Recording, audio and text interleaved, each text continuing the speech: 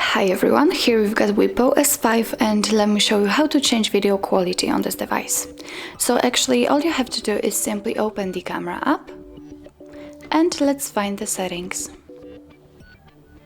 Here let's choose the camera mode, and as you can see here we've got the video quality settings, so let's tap on it. As you can see, we can choose from some options. We can choose low quality, medium, high or fine. In order to choose something, simply tap on it. So let me choose medium, for example.